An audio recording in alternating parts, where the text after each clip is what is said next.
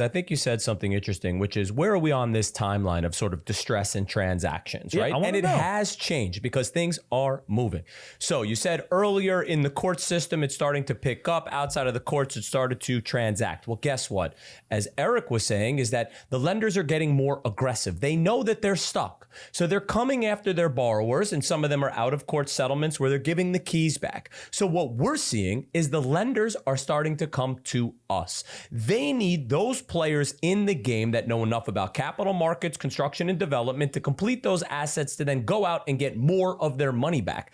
That wasn't happening 30 days ago or 90 days ago or 120 days ago. Valuable. We just picked up 2 deals where the lender took it back. That means they foreclosed, and then they needed a principal developer to then finish that asset. That is further down the timeline. Next, do they take it back and then flip it? And then you're going to hear Eric say, we're starting to sell assets where our client is the lender. It just so happens there's no more debt on it because now the client became, the lender became that actual client. So the real question is, hey, Eric, are there more clients coming that were really credit funds that took over the assets that you're now trading it? I'm thinking that is what's happening. We are seeing today that the lenders have foreclosed and they're now underwriting and trying to determine what is the best position to move forward. That means it is moving down the line, and I perceive there will be more transactions as a result.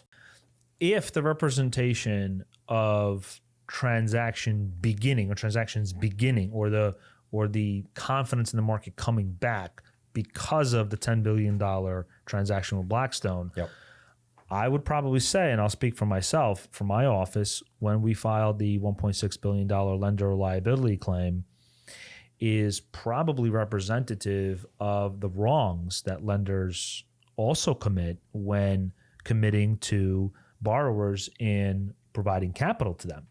Because in my negotiations with billion-dollar funds, they act in a way that if they've done something wrong, one quintessential example is they tie the funding of a construction loan to an acrimonious list of preconditions and checklists that drop the due date for a temporary C of O even further and further and further, which, until we get new law, the 421 expires June 2026, that's a problem for a developer.